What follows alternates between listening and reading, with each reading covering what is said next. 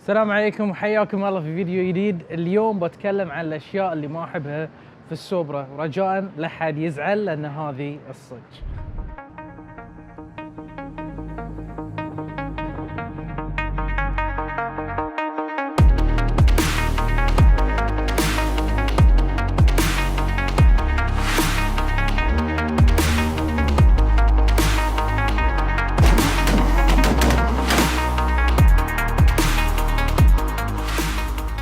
اول شيء ما يعجبني في السياره في السوبرا ان الفتحات اللي موجوده في كل مكان في السياره، مثلا هني في البانيت، الفتحات اللي قدام في البامبر، فتحه في الباب، فتحات في البامبر اللي ورا، كلهم فيك مو صجيين، في قطع بلاستيك مسكوكه. بس تويوتا قالت ان هالقطع نقدر نشيلها وبتدخل لنا هواء او بتطلع لنا هواء من داخل المحرك. اللهم مثلا اللي في الموجوده في الباب مثل ما تشوفون هني، هاي مستحيل ان الواحد يقدر يشيلها، بسبب حتى لو شالها لازم يقص الباب، لازم يقص المدقار، وبعدين وين بيدخل الهواء؟ هل يقدر يدخلها حق البريك؟ ما في اكسسبيلتي موجود. بس مثلا الفتحات اللي قدام شفت سيارات اوريدي شالوها وقاعد يستفيدون منها، او مثلا الفتحات اللي موجوده في البمبر اللي وراني تقدر تطلع لنا بريشر من اللي موجود في السياره. ثاني شيء ابغى اتكلم عنه اللي هو الوذر ستريب، هاي الرابر اللي حوالين الدريشه اللي موجوده. لاحظت ان السيارات اللي موجوده في البحرين كلهم فيهم ضربات مثل ما تشوفونه، كلهم مضروبين، بس تويوتا ما قصروا من تودي السياره حق السيرفس تقول لهم انا عندي مشكله في هاي، فبدلوها اوريدي حق الشباب. انا ناطر بس اول سيرفس عشان نبدلها، فما قصروا.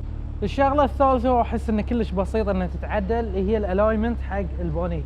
هاي القطعه بتشوفون في كل السيارات موجود انه هني طالع برا عن البادي، بس اغلب الصبيان قاعد يضغطونهم وقاعد يرجع، بس كلهم صاير فيهم مس الاينمنت من الوكاله. شيء وايد ينرفز في السوبرا وقت ما الواحد ينزل الدريشه، الصوت داخل المقصوره يعذي، تسمع صوت ون، شيء يون في راسك.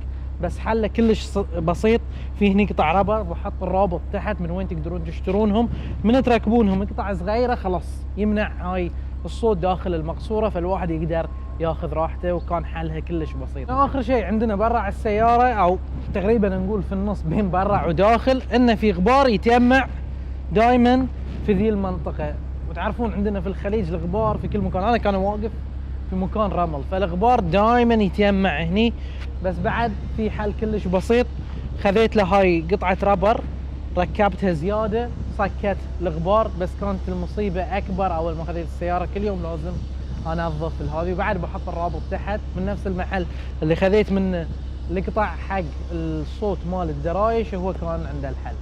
شغلتين بتحكي عنهم، عن المقصوره من داخل وطريقه التصميم. واحد ما له حل، والثاني سهل انه يتعدل. اول واحده هذه القطعه اللي تشوفونها هني، مثل ما تلاحظون هني راسي في مساحه كفايه، حتى لو كنت لابس هلمت في مساحه كفايه حق راسي انه يقدر يتحرك. ولكن وقت تدخيله راسي داخل السياره الشاصي موجود هني، فالراس يرجع، يعني حد لو حط راسي تشوفونه انه مستند على البيلر هني موجود. وقت اللي البس غتره والله بدش السياره لازم العقال يطيح برا في الشارع، فقبل لا ادش ميود غترتي وعقالي وادش داخل السياره، ساعات الواحد يحتاج. الشغله الثانيه ركبتي على الباب ما في اي شيء لين، كل شيء يابس في ذي الجهه، فركبتي اليسار دائما على الباب احس ان نقدر نحط اسفنجه او شيء عشان تلين.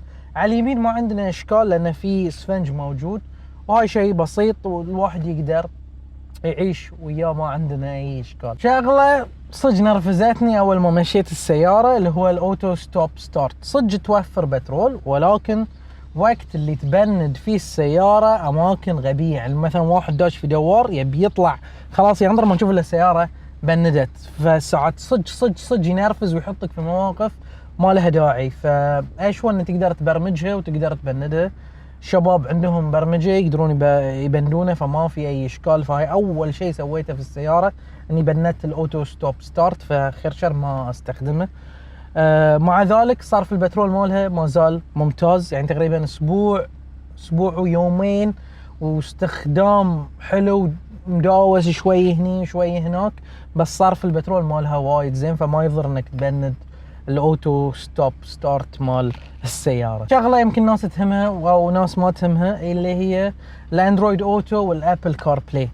في السيارات اللي نزلت 2020 ما فيها لا اندرويد اوتو ولا فيها ابل كار بلاي، فانت تضطر بس انك توصل تلفونك بالبلوتوث وتتعامل مع التلفون، ما تتعامل مع الشاشه اللي موجوده في السياره، وهاي شيء يضايق. في طريقه انك تشغلها انك توصل كمبيوتر وهالامور، وللحين ما سويتها انا هني في البحرين بسبب انه ما عندي ايفون اللي هو الابل كار بلاي، بس ما في اي طريقه انك تركب اندرويد اوتو في السياره في الوقت الحالي. ننطر الصينيين يعطونا حل، يمكن يسوون لنا شاشه جديده يمكن، بس في اليوم ما في حل حق هذه الشغله. شغله زعلت اول ناس شروا التويوتا سوبرا اللي هي الاي 90، انه في سنه 21 نزلوا الاي 91، والاي 91 فيها 50 حصان اكثر من الاي 90 هني اللي موجود. انا ما ضرني الموضوع لان انا خذيتها بديسكاونت عظيم اخر السنه هني بالوكاله، سووا ديسكاونت خيالي، بس الاوادم اللي خذوها اول دفعه اول ناس دفعوا مبلغ كبير، وغير ذي اللي جات عقب صار فيها هورس باور اكثر وفيها سسبنشن ابديتس واشياء ثانيه نقدر نتكلم فيها في فيديو ثاني موسع عن الفرق اللي صار في الماكينه، الفرق اللي صار في الهيد، الفرق اللي صار في السسبنشن بين الاي 90 والاي 91. ان شاء الله عجبكم هالفيديو، وان شاء الله ما حد يزعل مني، هاي الحقيقه اللي موجوده في السوبرا. في بعض الامور هاي رايي الشخصي يمكن ما ضايق ناس ثانيه، بس هذه رايي، وان شاء الله عجبكم، ونشوفكم على خير. السلام عليكم.